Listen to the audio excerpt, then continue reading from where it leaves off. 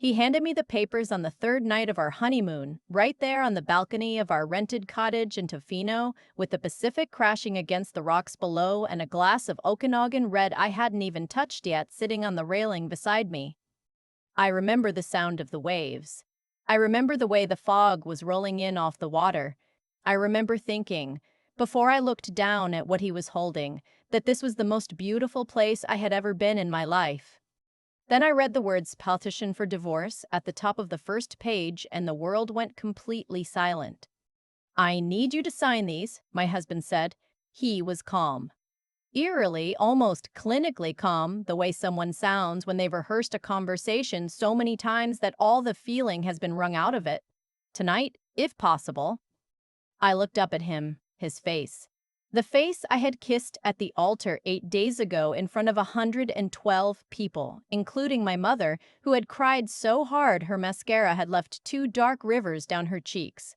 The face I had trusted completely and without question for 2.5 years. "What is this?" I said. It wasn't even a question. My voice came out flat, like I'd forgotten how intonation worked. He exhaled, sat down across from me, and then he told me. His name was Preston. Preston Aldridge. We'd met at a firm holiday party in Vancouver. He was in corporate acquisitions. I was 3 years into my career in financial compliance at a mid-sized investment management company. He was exactly the kind of man who commands a room without seeming to try. Tall, unhurried, the sort of person who always knows which wine to order and never looks at the menu twice. I was 31. I thought I knew what I was doing. What he told me, on that balcony, with the Pacific Ocean behind him and our wedding bands still brand new on both our hands, was this. 14 months before he asked me to marry him, he had made a bet with 2 of his closest friends. The bet was simple. He claimed he could convince a woman, specifically a woman like me, he said, someone ambitious and career-focused and, his word, guarded, to fall completely in love with him and agree to marry him within 18 months for $50,000. $50,000. His friends, men I had met at our engagement party, men I had stood near at our rehearsal dinner and made conversation with about hockey and cottage country and the best places to eat in Gastown, had each put in 25,000. Preston had wagered his own 25 against their combined pot. If he succeeded, he walked away with 50 grand. If he failed, he owed them 25. He had succeeded. The wedding had cost his parents and mine a combined $90,000. He had stood at that altar, smiled at me, spoken vows, and the whole time, there had been a number attached to it. I did not cry. I want to be clear about that because I think people expect that part of the story, and it did not happen that way. I sat very still, and I listened to him finish explaining, and when he was done, I picked up my glass of wine and I took a long sip, and I said, "When did you tell them?" He blinked. "What?" "When did you tell your friends that you'd won? Was it at the reception? Before? Did you text them from the ceremony?" He had the decency to look uncomfortable. "Does that matter?" "I'm trying to understand the timeline," I said. "I'm a compliance officer. Timelines matter to me." He didn't answer, which was its own kind of answer. I signed the papers that night, not because I was in shock, though I won't pretend otherwise, but because the moment he put them in front of me, something very cold and very clear settled in my chest, and I understood that the worst thing I could do for myself was to drag it out. He wanted the bet. He had the bet. I was not going to spend another day being the prize in someone else's game. We flew home separately. I called my mother from the airport and told her the marriage was over and that I would explain everything when I was ready, and then I sat in a chair at the gate for 3 hours and stared at the departures board and started building, very quietly, the rest of my life. What almost no one talks about when they talk about betrayal is the specific texture of the weeks immediately after. Everyone wants to know about the dramatic moments, the confrontations, the crying. What they don't talk about is the Tuesday morning when you reach for your phone to text your husband that you're almost out of coffee and then remember, again for the 47th time, that you no longer have a husband. What they don't talk about is grocery shopping alone for the first time and standing in the cereal aisle for 10 minutes because you always bought 2 kinds and now you only need one, and somehow that is the thing that nearly undoes you. I had a one-bedroom apartment in Kitsilano that I'd kept sensibly, as it turned out, in my name through the marriage. My husband had moved in, and now he was gone, and the apartment still smelled faintly like his cologne, and I had to open all the windows every morning for a month before that stopped being true. My colleagues at the firm knew something had happened. You cannot return from a honeymoon early, alone, with a particular kind of quietness around you, and expect no one to notice. My manager, a practical woman named Dr. Stacy, who ran our compliance division with the energy of someone who had personally witnessed 3 financial crises and found each of them bracing rather than frightening, pulled me aside in the second week and asked, without preamble, if I needed anything. "A project," I said. "Something big." She looked at me for a moment. Then she nodded and handed me the audit file for a fund restructuring that 3 other people had already declined to touch. "It's a mess," she said. "Conflicting documentation, 3 years of inconsistent reporting. The external auditors are already asking uncomfortable questions." "Perfect," I said. I worked 14 hours a day for 11 weeks. I went home, slept, came back. I stopped buying groceries and started eating at the desk because it was easier. I lost 6 pounds without meaning to. I got extremely good at the kind of focused, granular, analytical work that most people find numbing because I needed something that would take up every single available space in my brain and leave no room for anything else. The audit came back clean. Better than clean. I had not only identified every inconsistency but restructured the reporting framework in a way that reduced the firm's regulatory exposure going forward. Dr. Stacy sent the results to the executive team with a memo that, I was told later, contained my name 7 times. I did not know at that point that anyone outside my division had noticed. His name was Adrian Calloway. He was the chief operating officer of a much larger firm, an institutional asset manager headquartered in Toronto with a regional office in Vancouver, and he had been quietly watching the Vancouver compliance landscape for about a year, looking for specific kinds of talent. Someone brought him a copy of my audit framework, apparently, and he sent me an email in March asking if I would be interested in a conversation. I want to be very precise about this, because I know how these stories can sound. Adrian was not interested in me romantically. Not at first, not for a long time. He was interested in me professionally, with the focused enthusiasm of someone who collects people the way others collect rare books. Carefully, with enormous respect for the thing itself. He offered me a role as deputy head of regulatory compliance for the Vancouver office. A 40% salary increase, a mandate to build and run my own team. I said yes in the same email and then sat very still at my kitchen table for 20 minutes, staring at the screen, before I let myself feel anything about it. I gave Dr. Stacy 8 weeks' notice. She was not surprised. "I always expected you to outgrow us," she said, which was maybe the kindest professional thing anyone had ever said to me. I started at Adrian's firm on a Monday in May, a little more than a year after I had sat on a balcony in Tofino and had my life rearranged without my consent. I wore my best blazer. I brought my own coffee. I walked into that building with my shoulders back and my ID badge around my neck, and I thought, this is mine. No one gave me this. No one wagered anything to get me here. This is entirely and completely mine. What I did not know on that Monday morning was that the Vancouver office of Adrian's firm had recently taken over the regulatory compliance contracts for 3 smaller portfolio management companies, one of which was the firm where Preston Aldridge still worked. I found out on a Wednesday, 6 weeks into the job, when I was reviewing the client roster and saw the name. I read it twice. Then I closed the document, went to the kitchen, made myself a cup of tea, and sat with it for exactly 15 minutes. Then I went back to my desk and kept working. Preston found out I existed in his professional orbit about 3 months after I did. One of his colleagues mentioned my firm during a meeting, apparently mentioned a new compliance framework his company was implementing that was drawing attention across the industry, and Preston had asked who was leading it, and someone had said my name. I know this because his first instinct, apparently, was to call me. I was in a meeting when my phone lit up with his number. I watched it vibrate twice across the surface of the conference table, then I turned it face down and kept talking about Q3 reporting requirements. He called again that evening, and the next morning. I texted him, finally, one line, I'm at work. Please don't contact me on my personal number regarding professional matters. He did not call again. What happened over the following months happened slowly and then very quickly the way most significant things do. The firm that employed Preston was struggling with its compliance structure, had been for some time, based on everything I was seeing in the documentation. Their internal team was producing inconsistent reporting, their risk management protocols were outdated, and there were 3 open regulatory flags that had been sitting unresolved for over a year. Adrian put me in charge of the oversight relationship.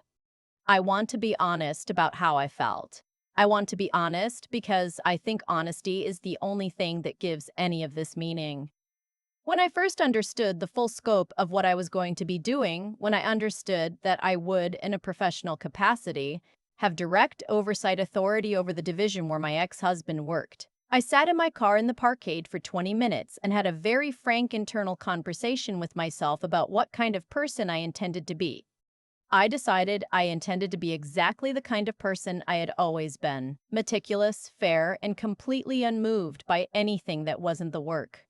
The first joint review meeting was in November, 16 months after Tofino. Preston's firm sent 4 people. He was one of them. He was sitting across the long boardroom table when I walked in, and I watched his face when he saw me, watched the recognition, then the calculation, then something that looked almost like nausea. And I set my files down at the head of the table and I said, "Good morning, everyone. Thank you for coming in. Let's get started." I did not look at him again for 20 minutes. When I did, it was to ask a direct question about a specific discrepancy in their Q2 risk documentation. He fumbled the answer. His colleague had to step in. After the meeting, while everyone else was gathering their things, he stopped beside me. "Can we talk?" he said, very quietly. "About the Q2 discrepancy? Absolutely. Schedule something to my assistant." "That's not what I meant." I picked up my folder. "I know," I said, "but it's the only thing I'm available to discuss."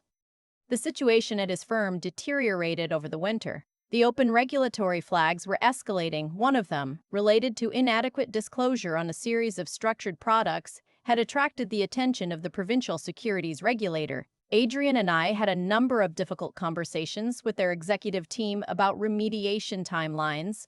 There were board-level meetings. There was a great deal of anxiety.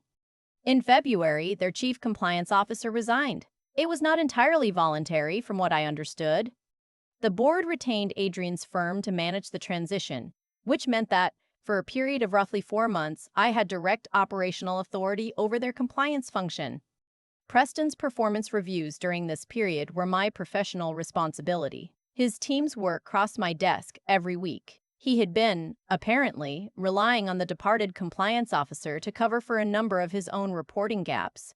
Without that cover, the gaps were visible. I documented them the same way I documented everything, carefully, without embellishment, without editorializing. The documentation spoke for itself. His firm did not renew his contract.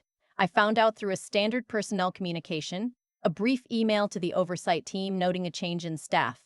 I read it. I filed it. I went to my next meeting. That evening, walking to my car, I passed a coffee shop where I used to go on Sunday mornings when Preston and I were together. I stopped and looked through the window at the people inside, and I felt, not triumph, exactly, not the satisfaction I might have expected, or feared in myself, something quieter, something that felt, more than anything, like the closing of a door that I had been holding open without realizing it. I bought myself a coffee. Dark roast, no sugar. I sat at a table by the window and I called my mother and I told her the whole story from the beginning. The balcony, the papers, the $50,000 bet, all of it because she had waited long enough and she deserved to know. She was quiet for a very long time when I finished. "Are you all right?" she finally said. "I think I'm better than all right," I said. "I think I'm actually really good." About Preston's friends, the 2 men who had each put in $25,000 to watch someone treat my life like a contest. I will tell you what happened to them, because I think you deserve to know, and because it is the part of the story I am most reluctant to feel good about, and therefore probably the part that is most true. One of them worked in commercial real estate brokerage.